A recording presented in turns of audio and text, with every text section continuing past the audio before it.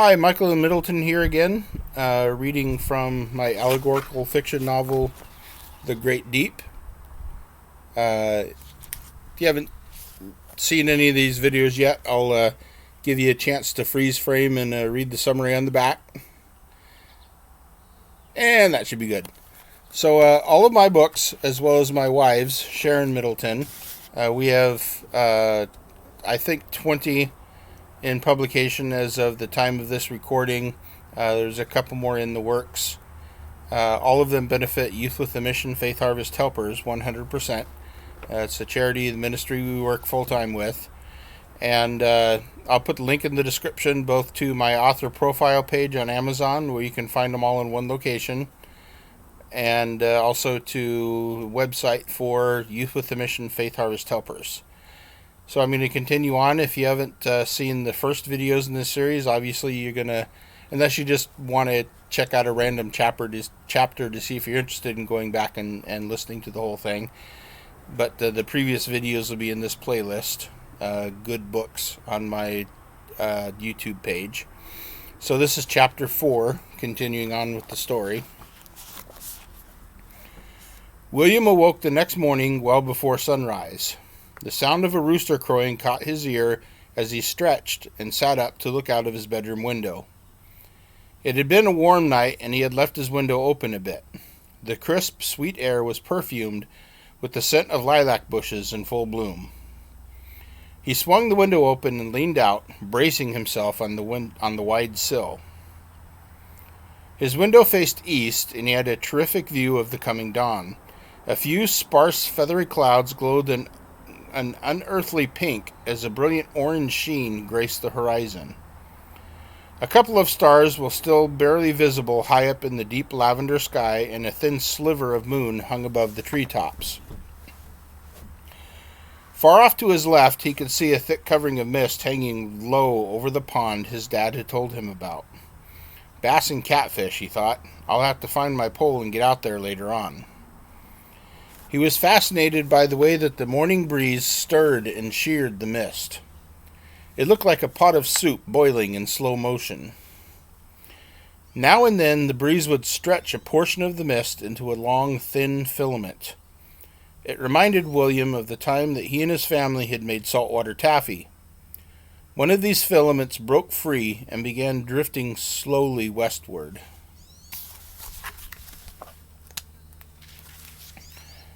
The rooster crowed again, shaking William from his trance. He shifted his gaze to the right. About 100 yards in the distance, just beyond the small shed his grandmother used to store her gardening supplies, he caught sight of a chicken coop. "When did Grandma get chickens?" he asked aloud. The rooster crowed again as he withdrew, pulling the window closed behind him. He climbed down from his bed and retrieved fresh socks and underwear from his dresser.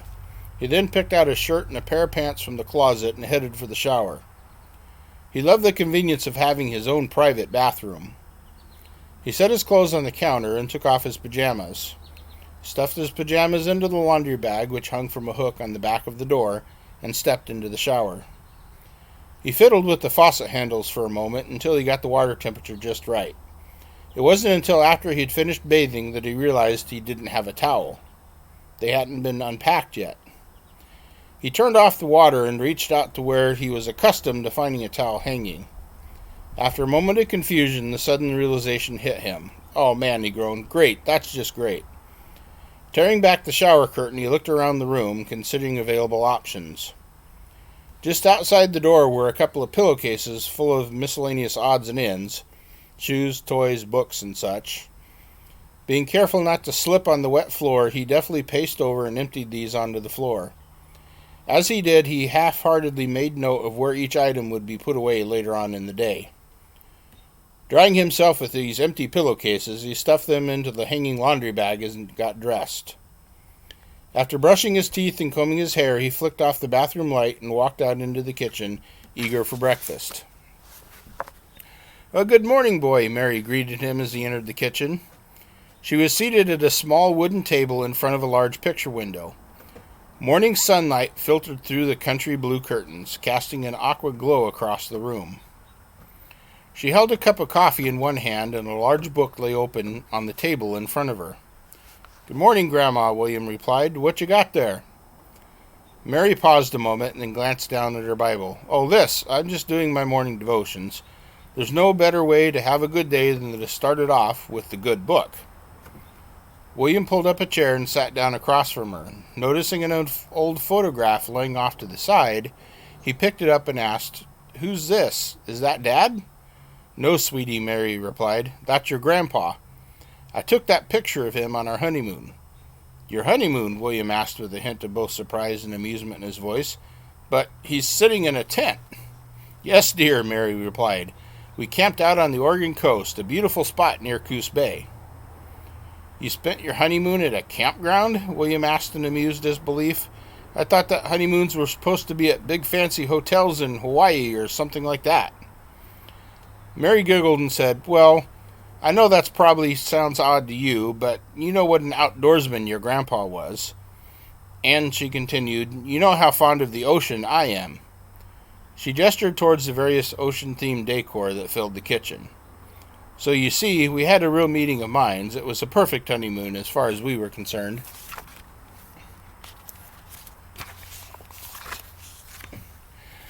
Setting her coffee cup down, she took the photograph from William's hand and lightly stroked it with her fingertips, obviously swallowed up in a sea of fond memories. Her mind returned to the present tense, and she said, "Anyway, I keep this photograph right here as my bookmark. That way I get to visit with your grandpa every morning.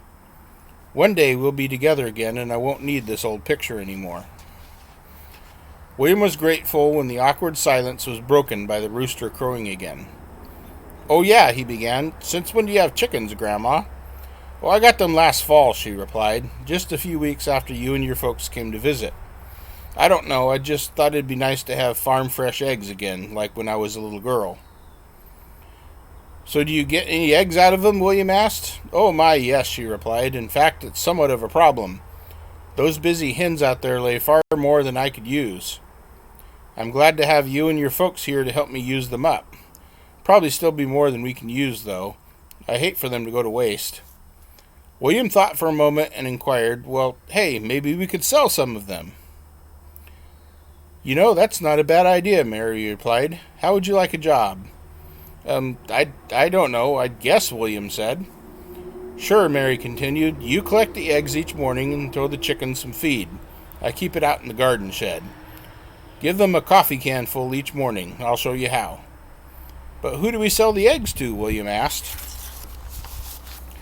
Mary replied, "I'm sure you can scratch up some egg business from the neighbors down the road. There's about 5 or 6 families within a short ride. As soon as you get a few dozen saved up, I'll take you around with the hay wagon, and you can keep whatever money you make. 50 cents a dozen is probably pretty standard traditional price, at least around these parts." "Well, okay," William said. "I guess I can live with that." "Well, okay," William said. "I guess I can live with that." Yes, I repeated that. "Of course," Mary concluded, "a boy your age should have some pocket money he can call his own, and putting in a little work for it just sweetens the pot." Just then, William's stomach rumbled loudly, and he remembered how hungry that he was. "What's for breakfast, Grandma?" he asked. Mary raised an eyebrow, leaned in towards him, and matter-of-factly asked, "How do you like your eggs, boy?"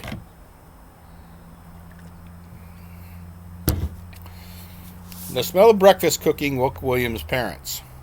They soon joined William and Mary at the dining room table. This was a heavy wooden table crafted from old railroad ties. Jacob's father had handmade it when Jacob was yet a boy.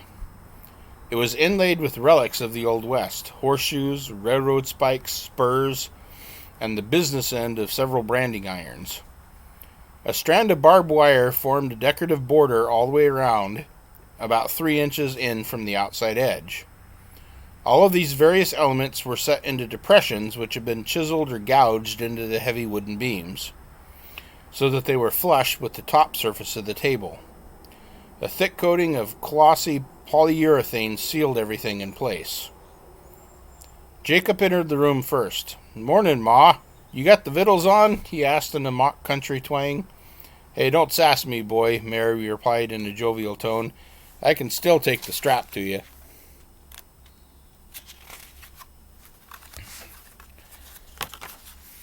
Entering the room, Teresa said, "I tried that. It doesn't help. The only thing that works is to starve him." "Well, I'm afraid that won't happen here," Mary replied. The table was spread with plates of eggs, bacon, ham, toast, and the strawberry muffins she had baked the night before. "Yep, you still set quite a table," Jacob said.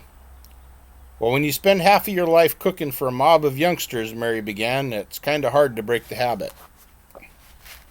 After breakfast, they all decided to take a stroll around the property. Mary relished the opportunity to show off the improvements she had made since the family had last visited. She pointed out the minor repairs she had made on the tractor barn and the horse barn. These stood side by side about 100 yards north of the house. A bit farther to the east stood the hay barn, a large wooden shed just a few paces from the northeast corner of the house. As they walked south along the back of the house, Mary pointed out the various sections of the flower garden. As they came to the southern end of the house, she gestured and said, "And there's my little vegetable patch." This was somewhat of an understatement. It looked more like a small farm to William. It was several times larger than their old yard back in Reno. A miniature white picket fence about 2 feet high formed a tidy border around the outside. Rows of corn and okra ran east to west along the far end, filling about half of the area.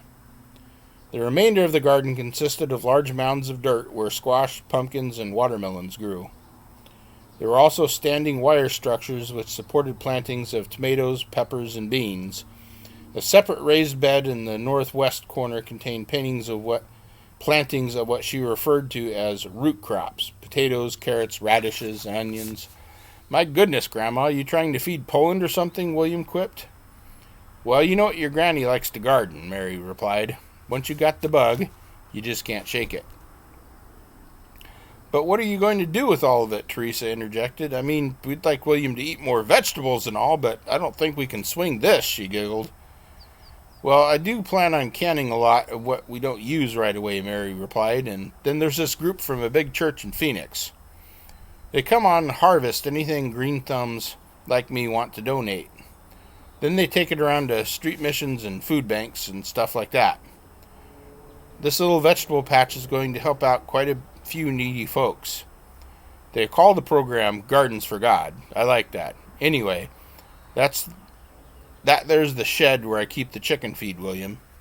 She motioned to a storage shed about 8 feet wide, standing just outside the eastern edge of the garden. "And that," she pointed off to the left a bit, "is the chicken coop. Ought to be obvious even to city folks like y'all." She copied Jacob's mock country accent from before breakfast.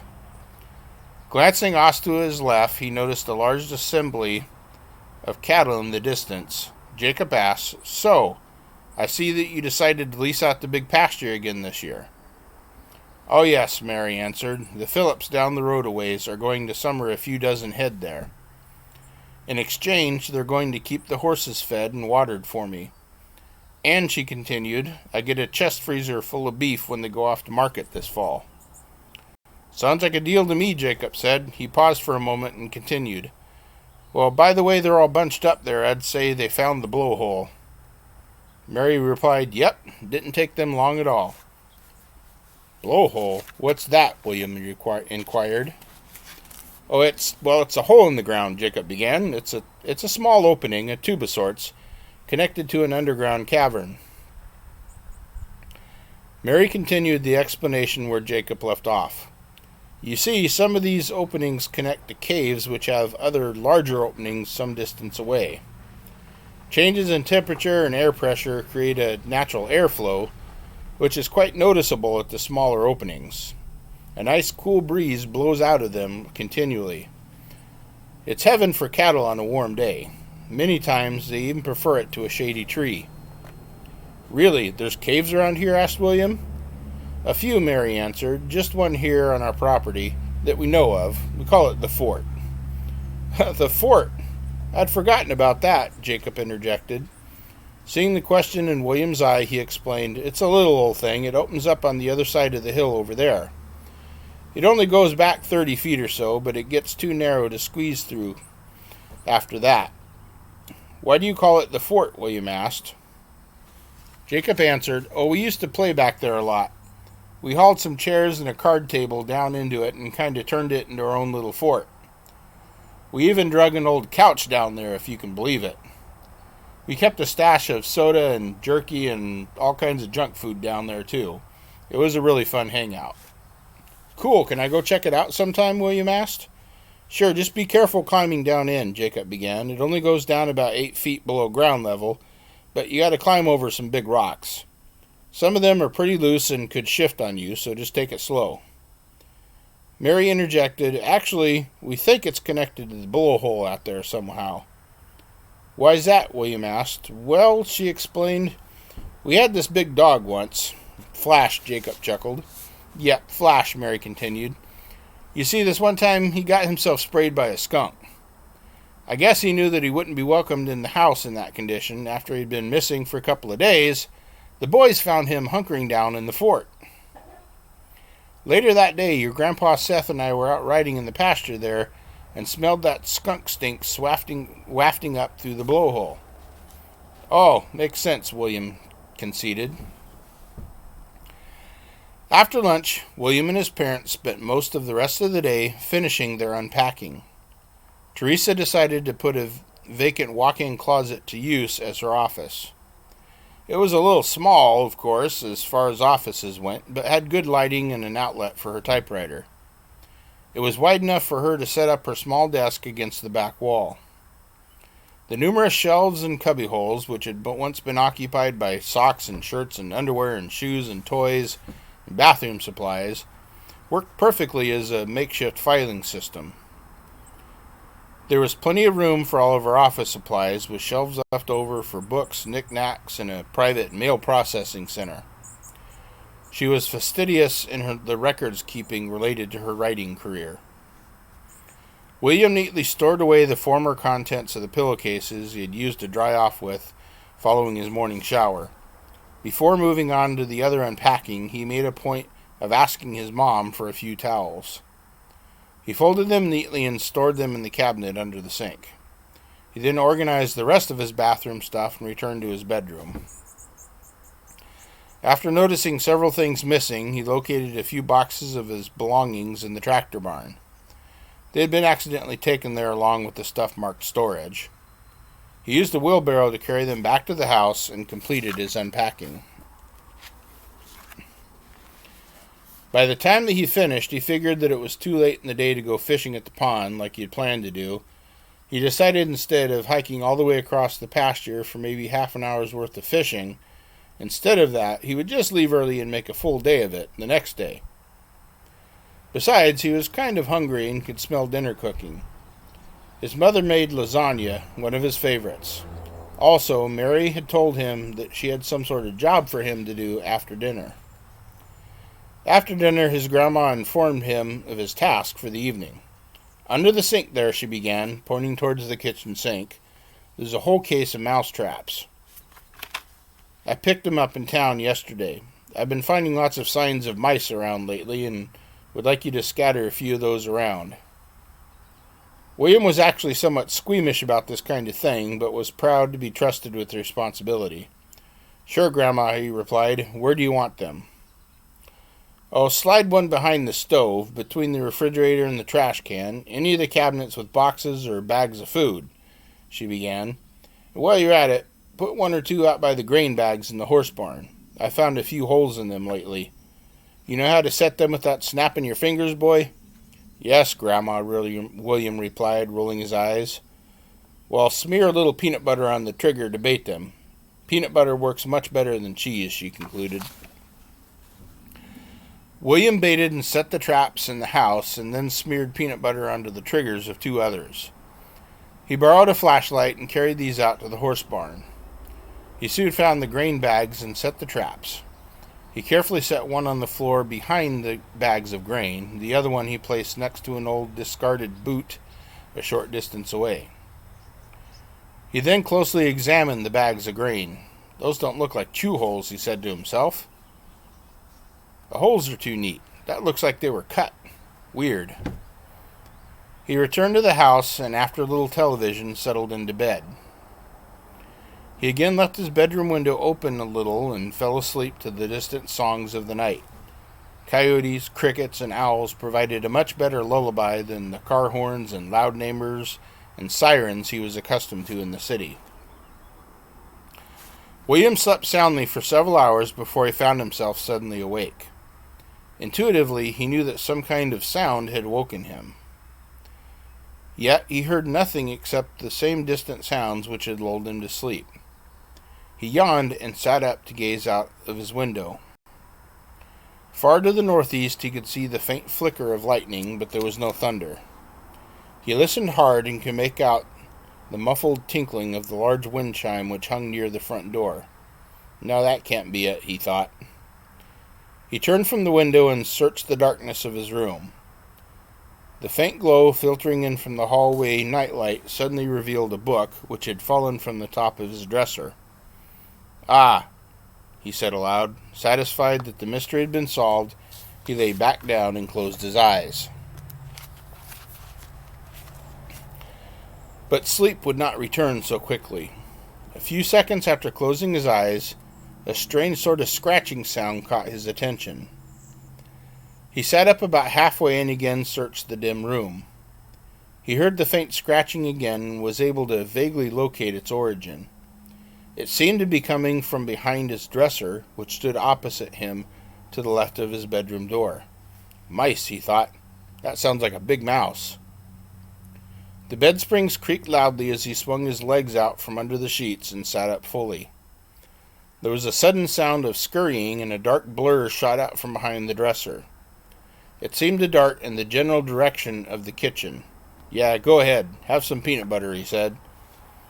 As he lay back down, eager to return to sleep, a sudden thought disturbed him. For the minutest fraction of a second, the dark blur had been illuminated by the hallway nightlight. Details of the image that at first registered subliminally now began to invade his conscious mind. No, can't be. I must have been seeing things. He reassured himself that the dim light and unfamiliar surroundings were playing tricks on his sleepy mind. Turning on his side, he closed his eyes and drifted back into a deep slumber. And that's the conclusion of Chapter 4.